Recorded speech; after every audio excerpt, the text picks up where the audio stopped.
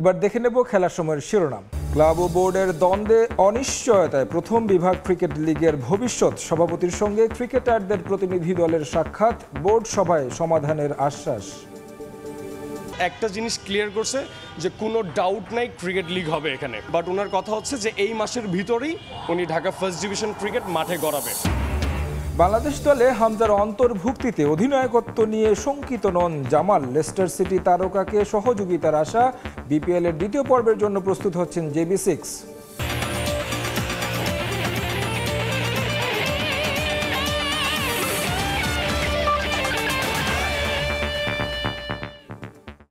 BPL এর খবর। অঘটনের জন্ম দিল দুর্বার রাজশাহী, থামল রংপুর রাইডার্সের জয়রথ। 24 রানে জয় তুলে নিয়ে টুর্নামেন্টে রংপুরকে প্রথম হারের স্বাদ দিয়েছে তাসকিনের দল।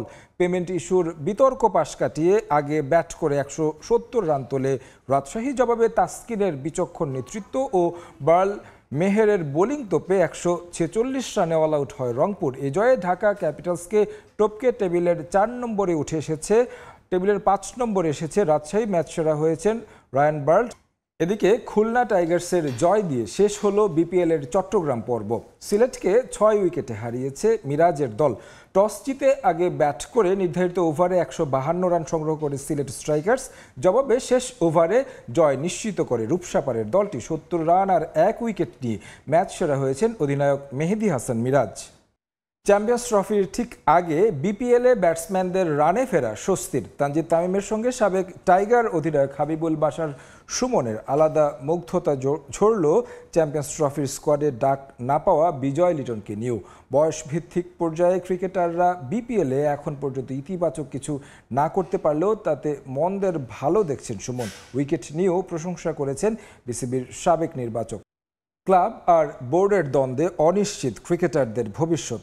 ঢাকা প্রথম বিভাগ ক্রিকেট লিগ স্থগিত হওয়ায় ক্রিকেটারদের পাশাপাশি বিপাকে তাদের উপর নির্ভরশীল পরিবার।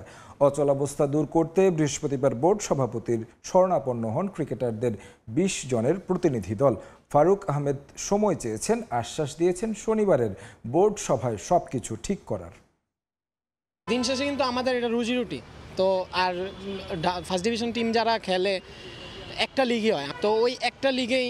আর এখনকার বর্তমানে দেশের যে পরিস্থিতি এটা সবাই জানেন, তো পুরো এলোমেলো হয়ে আছে। তো কথাগুলো বলছিলেন আবির হোসেন, খেলেন এক্সিয়ম ক্রিকেটার্সের হয়ে।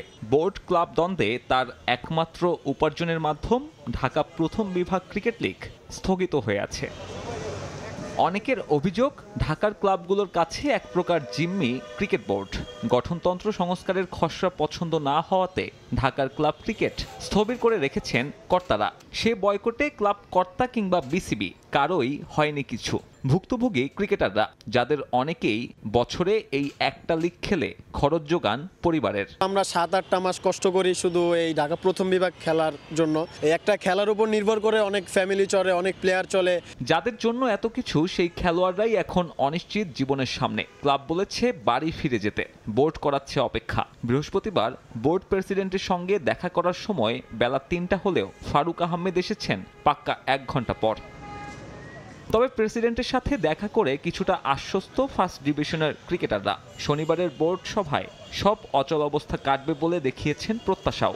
একটা জিনিস ক্লিয়ার করছে যে কোনো ডাউট নাই ক্রিকেট লিগ হবে এখানে, বাট ওনার কথা হচ্ছে যে এই মাসের ভিতরেই উনি ঢাকা ফার্স্ট ডিভিশন ক্রিকেট মাঠে গড়াবে। তবে শনিবারেও যদি সমাধান না হয়, তাহলে ক্রিকেটারদের ভবিষ্যৎ কি? উত্তরটা জানেন না ক্রিকেটকে রুটি বানানো এমন অসংখ্য তরুণ। ক্লাবের সাথে কি, বোর্ডের সাথে কি, আমরা চাই মাঠে ক্রিকেট। তো ওনারা যদি দিন শেষে একটা সমাধানের মধ্যে আসে, সেটা বাংলাদেশ ক্রিকেটের জন্য অবশ্যই ভালো।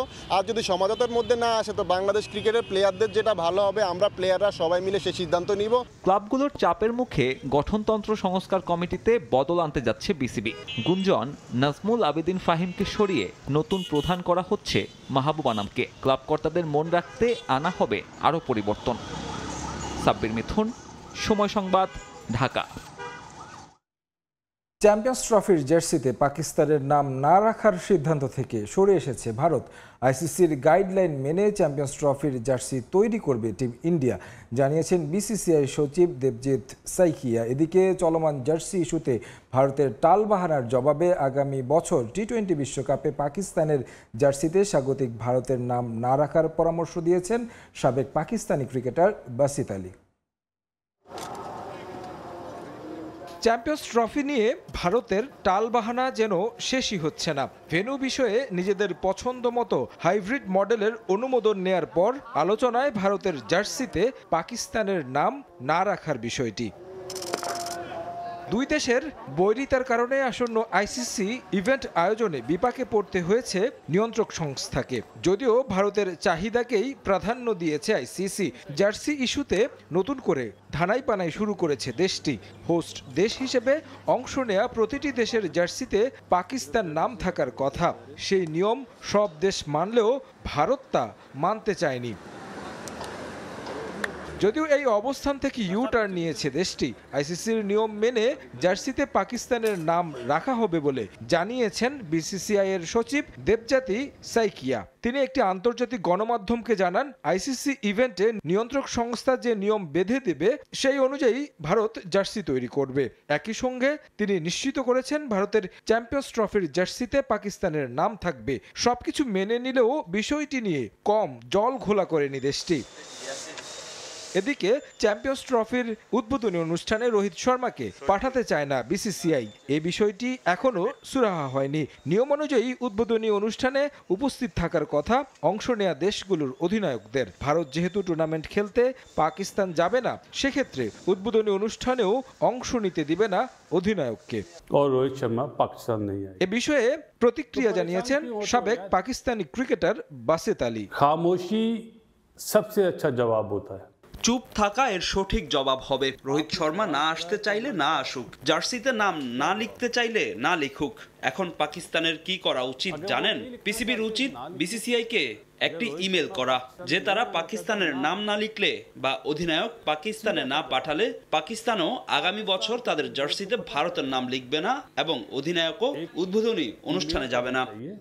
বিসিসিআই কো দুই দলের এমন দ্বন্দ্বে আদতে ক্রিকেটের ক্ষতি হবে বলেও মত সাবেক এই পাকিস্তানি ব্যাটসম্যানের। তারেক হাসান শিমুল, সময় সংবাদ। ফুটবল প্রসঙ্গ, বাংলাদেশ প্রিমিয়ার লিগ ফুটবলের দ্বিতীয় পর্বে ব্রাদার্স ইউনিয়নের জার্সিতে দেখা যাবে জামাল ভুঁইয়াকে। ফ্রি এজেন্ট জামালের সঙ্গে বেশ কয়েকটি ক্লাব আলোচনা করলেও গোপীবাগের ক্লাবটিকে প্রাধান্য দিচ্ছেন বাংলাদেশ জাতীয় দলের অধিনায়ক। এদিকে জাতীয় দলে হামজার অন্তর্ভুক্তিতে অধিনায়কত্ব নিয়ে শঙ্কিত নন জামাল, বরং দলের সঙ্গে খাপ খাইয়ে নিতে হামজাকে সহযোগিতা করার কথা জানান JB6।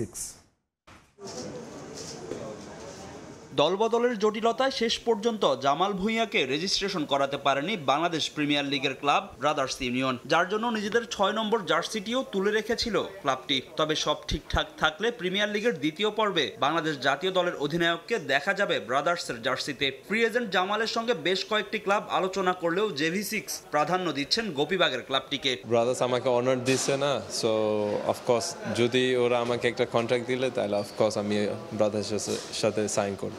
বাংলাদেশ প্রিমিয়ার লিগ না খেললেও ফুটবলের বাইরে ছিলেন না জামাল। ডেনমার্কের সেকেন্ড টায়ারের একটি ক্লাবের সঙ্গে করেছেন অনুশীলন, খেলেছেন ম্যাচও। হামজা চৌধুরীর জাতীয় দলে অন্তর্ভুক্তি হওয়ায় গুঞ্জন উঠেছে অধিনায়কত্ব ও কাবরেরার স্কোয়াডে জায়গা হারাতে পারেন জামাল ভুঁইয়া। তবে তাতে শঙ্কিত নন JB6, জাতীয় দলে জায়গা করে নেওয়াই এখন তার মূল লক্ষ্য। কারণ আমি ডেনমার্কে ওইখানে একটা ক্লাবে জয়েন করছি, ওইখানে প্র্যাকটিস করছি, ওইখানে খেলছি, সো এটা এত ডিফিকাল্ট ছিল না। আমি অনেক বছর আমি ক্যাপ্টেন ছিলাম না, আমি সেম জয় ফিল করতেছি, সেম প্রাউডনেস আছে আমাকে। সো ক্যাপ্টেন না থাকলে এটা আমার মানে কোনো কথা নাই, আমি টিমের সাথে থাকবো, এটা আমার সবচেয়ে বড় কথা। বাংলাদেশের কন্ডিশন ও জাতীয় দলের সঙ্গে মানিয়ে নিতে হামজাকে পূর্ণ সহযোগিতা করার কথা জানান জামাল ভুঁইয়া। আমি আগে স্ট্রাগল করছি, আমি মনে করি হামজা সেম করবো, একটু স্ট্রাগল করবো, কারণ উনি ইংল্যান্ডে খেলতেছে, ওইখানে অনেক গরম, ওয়েদার অনেক ডিফারেন্ট, আর এখানে তো অনেক গরম আর অনেক হিউমিডিটি আছে না। সো আমি সেম বলবো হামজার কাছে এখানে একটু সময় লাগবে। I think now there is more hype, more expectations to Hamza. So Hamza, I will say Hamza has a little bit more pressure on him. খেলোয়াড়ি জীবনের পাশাপাশি কোচিং কোর্সও সেরে রাখছেন জামাল। অংশ নিয়েছেন বাফুফের আয়োজিত AFC A ডিপ্লোমা কোর্সের প্রথম পর্বে। ফাহিম ইসলাম, সময় সংবাদ, ঢাকা। ইউরোপা লিগের খবর। পয়েন্ট টেবিলে উন্নতির লক্ষ্যে রাতে মাঠে নামবে ম্যানচেস্টার ইউনাইটেড। ইংলিশ জায়ান্টদের প্রতিপক্ষ রেঞ্জার্স। ম্যাচ শুরু হবে রাত 2টায়। সুসময় ফিরে পেতে মরিয়া ম্যান ইউনাইটেড। রেকর্ড 13 বারের EPL চ্যাম্পিয়ন আর 3 বারের চ্যাম্পিয়ন্স লিগ শিরোপা জয়ীরা আগের সেই দাপট ধরে রাখতে পারেনি। ইউরোপ শ্রেষ্ঠত্বের মঞ্চে চ্যাম্পিয়ন্স লিগে কোয়ালিফাই করতে না পারায় এবারও খেলতে হচ্ছে ইউরোপা লিগে। সেখানেও রেসে খানিকটা পিছিয়ে রেড ডেভিলস। 6 ম্যাচে 12 পয়েন্ট নিয়ে 7 নম্বরে রয়েছে তারা। শীর্ষে থাকা লাজিওর পয়েন্ট 16। রেঞ্জার্সকে হারিয়ে রেস জমিয়ে তুলতে চায় ম্যানচেস্টার জায়ান্টরা, যদিও স্কটিশ ক্লাবটিও ছেড়ে কথা বলবে না। পয়েন্ট টেবিলে তাদের অবস্থান ইউনাইটেডের পরই। ওল্ড ট্র্যাফোর্ডে ব্যাটল অফ ব্রিটেনের আগে মারাত্মক চাপে আছে কোচ রোবেন আমোরি। EPL-এর সবশেষ 11 ম্যাচে মাত্র 3 জয় তার দলের। টেবিলের শীর্ষ 10-এও নেই রেড ডেভিলরা। গুরুত্বপূর্ণ ম্যাচে শুরুর একাদশে ফিরতে পারেন লিসান্দ্রো মার্তিনেজ ও রাসমুস হয়ল্যান্ড। ইনজুরিতে মাঠের বাইরে লোকশো এবং কি মেসন মাউন্ট। স্কোয়াডে জায়গা হবে না মার্কাস রাশফোর্ড ও অ্যান্টনির।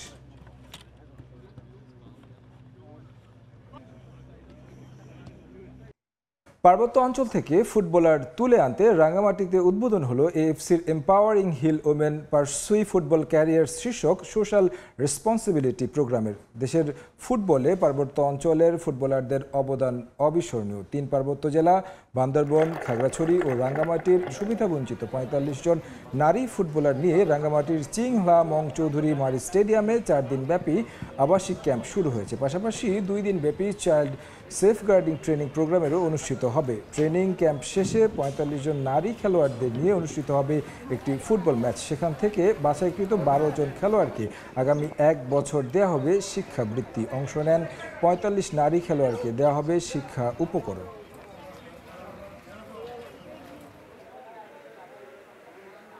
সর্বোচ্চ ন্যাশনাল টিমে যে গোলকিপার ধরবো, ভালোভাবে টিমকে জয় করাবো। স্যার যে প্র্যাকটিস করাচ্ছেন ওই প্র্যাকটিসগুলো হয়তো আমরা আগে করি না, এটা করতে পারছি। এই ফুটবল ক্যাম্পিংয়ের মাধ্যমে এই 3 জেলার মেয়েদেরকে তাদেরকে প্রশিক্ষণ দেওয়া হবে। প্রশিক্ষণের পরে বেস্ট 12কে বাছাই করা হবে এবং তাদেরকে উন্নততর প্রশিক্ষণ দেওয়ার ব্যবস্থা করা হবে। নেই প্রশিক্ষণের ন্যূনতম সুযোগ সুবিধা। সাঁতারের জন্য নেই সুইমিং পুল, অথচ জাতীয় ও আন্তর্জাতিক পর্যায়ে রয়েছে ঈর্ষণীয় সাফল্য। কিশোরগঞ্জের নিকলিতে বছরের পর বছর ধরে পুকুরের নোংরা পানিতে প্রশিক্ষণ দেওয়া হয় প্রতিভাবান সাঁতারুদের। দেশ বিদেশে সুনাম করালেও স্থানীয়ভাবে কদর না থাকায় হতাশ ক্ষুদে সাঁতারু ও ক্রীড়া সংগঠকরা। এখানে একটি আধুনিক সুইমিং পুল নির্মাণ ও সাঁতারুদের আরও আধুনিক প্রশিক্ষণের দাবি স্থানীয়দের। কিশোরগঞ্জ থেকে নূর মোহাম্মদের তথ্য ও শরীফুল ইসলামের ছবি নিয়ে থাকছে রিপোর্ট। এ যেন পুকুর নয়, ময়লার ভাগার। পানি ভর্তি ময়লা আবর্জনা, এর মধ্যেই চলে সাঁতারুদের অনুশীলন। উঁচু পাড় থেকে কয়েক ফুট নিচে পানিতে ড্রাইভ দেন সাঁতারুরা। সাঁতার শেষে ঝুঁকি নিয়ে বাঁশের খুঁটি ধরে উঠে আসতে হয় তাদের। এমন দৃশ্য প্রতিদিনই চোখে পড়বে সাঁতারু তৈরির কারখানা হিসেবে পরিচিত কিশোরগঞ্জের নিকলি উপজেলায়।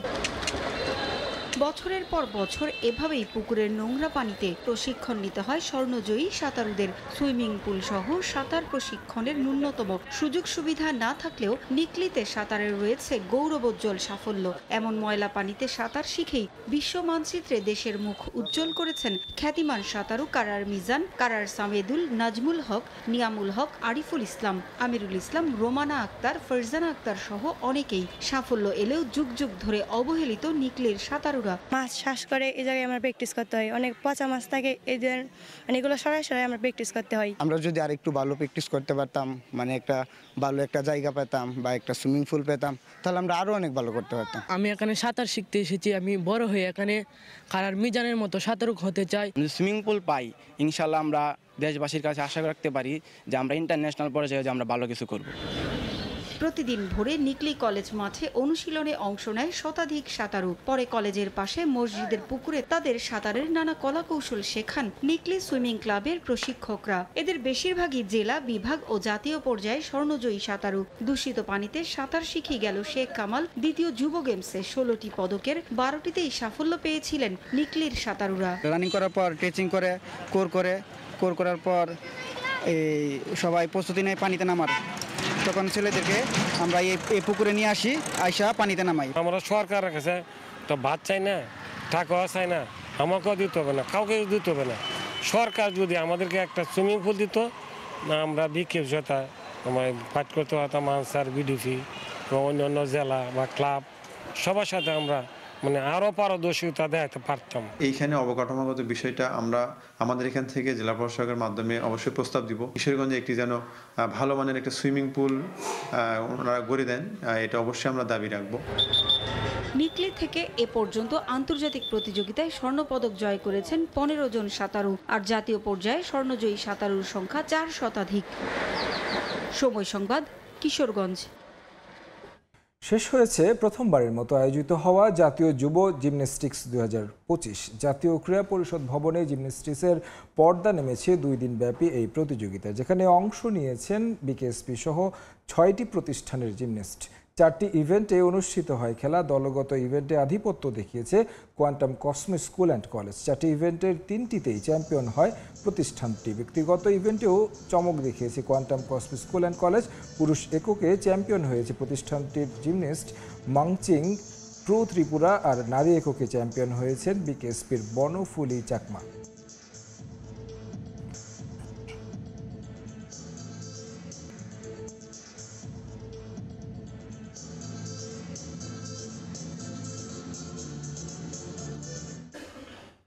জমকালো আয়োজনের মধ্য দিয়ে পর্দা উঠল এম সাইফুর রহমান স্মৃতি ফুটবল টুর্নামেন্টের উদ্বোধনী ম্যাচে মুখোমুখি হয় মৌলভীবাজার রাজনগর যদুরগুল ফুটবল একাডেমি ও হবিগঞ্জ জেলার শায়েস্তাগঞ্জ ফুটবল একাডেমি। বাহার মর্দান সরকারি প্রাথমিক বিদ্যালয় সংলগ্ন মাঠে অনুষ্ঠিত ম্যাচে 1-0 গোলে জয় পায় রাজনগর একাডেমি। শাহ আদিলুর রহমানের পাঠানো তথ্য ও মোহাম্মদ ইয়ারুব আহমেদের ছবিতে রিপোর্ট। দেশের জনপ্রিয় খেলা ফুটবল, তবে রাজনৈতিক সংকট ও নানা প্রতিবন্ধকতায় দীর্ঘদিন জেলার কোনো মাঠেই বড় পরিসরে ফুটবল টুর্নামেন্ট গড়ায়নি। বিএনপির প্রয়াত রাজনীতিবিদ ও সাবেক অর্থ ও পরিকল্পনা মন্ত্রী এম সাইফুর রহমানের স্মৃতি ধরে রাখা ও জেলার ফুটবলকে গতিশীল করে তৃণমূল থেকে দক্ষ খেলোয়াড় তুলে আনতে টুর্নামেন্টের আয়োজন। সিলেট বিভাগের 4 জেলা ও ব্রাহ্মণবাড়িয়ার মোট 16টি দল নিয়ে আয়োজিত হয় টুর্নামেন্ট। বাহার মর্দান প্রাথমিক বিদ্যালয় সংলগ্ন মাঠে খেলার উদ্বোধন করেন বিএনপি সিলেট বিভাগের সাংগঠনিক সম্পাদক জি.কে. গৌস। নকআউট ফরম্যাটের টুর্নামেন্টে প্রথম ম্যাচে রাজনগর যাদুরগুল ফুটবল একাডেমি ও হবিগঞ্জের শায়েস্তাগঞ্জ ফুটবল একাডেমি মুখোমুখি হয়। খেলার শুরুতেই রাজনগর একাডেমি 1 গোল দিয়ে এগিয়ে যায়, তবে আক্রমণ ও পাল্টা আক্রমণের 2 দলের খেলোয়াড়রা জমিয়ে তোলে ম্যাচ।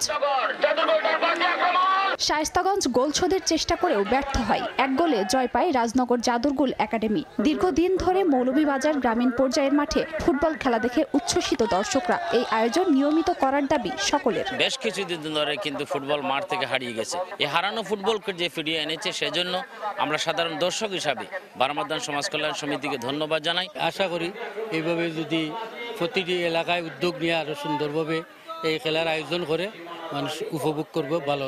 এইভাবে যদি খেলাধুলা থাকে তাহলে আমাদের যুব সমাজ অত্যন্ত ভালো থাকবে, ওরা খারাপের দিকে যাওয়ার কোনো সুযোগ থাকবে না। আরো টুর্নামেন্ট হোক, এইরকম খেলাধুলার মাধ্যমে আপনারা জানেন আমরা একটা দেশকে পরিচিতি করতে পারবো বিশ্বের মাধ্যমে। আয়োজকরা আগামীতে আরো বড় পরিসরে টুর্নামেন্ট আয়োজনের প্রতিশ্রুতি দেন। সফলভাবে টুর্নামেন্ট আয়োজনে ভবিষ্যতেও সার্বিক সহায়তার কথা জানান পৃষ্ঠপোষকরা। আমরা এই টুর্নামেন্টের মধ্য দিয়ে ওনার যে অবদান দেশের প্রতি, জাতির প্রতি, এটা আমরা তুলে ধরার চেষ্টা করেছি। আমরা চাচ্ছি এই টুর্নামেন্টের মধ্য দিয়ে যাতে মৌলভীবাজারের ফুটবলের যাতে কিছু উপকার করা যায়, খেলাধুলার ব্যবস্থা করা যায়। আমি আশা করব যে এখন থেকে এটা প্রতি বছরই শীতকালে এটা একটা বার্ষিক একটা ফুটবল টুর্নামেন্টে পরিণত হবে এবং আমরা সকলেই এটা সহযোগিতা করবো এটা বার্ষিক টুর্নামেন্ট করার জন্য। গত 17টি বছর একটি অনির্বাচিত সরকার মানুষের সকল অধিকার কেড়ে নিয়েছিল, মানুষের বিনোদনও কেড়ে নিয়েছিল। আজকে মুক্ত বাতাসে আমরা যে কোনো অনুষ্ঠানে যাই, সেখানে বাদ ভাঙা মানুষ ছুটে আসে। বাহার মর্দান সমাজ কল্যাণ সমিতির আয়োজনে প্রথমবারের মতো এম সাইফুর রহমান স্মৃতি ফুটবল টুর্নামেন্ট অনুষ্ঠিত হলো। সময় সংবাদ, মৌলভীবাজার। এই ছিল খেলার সময় এখনকার আয়োজন। সঙ্গে থাকুন সময়ের।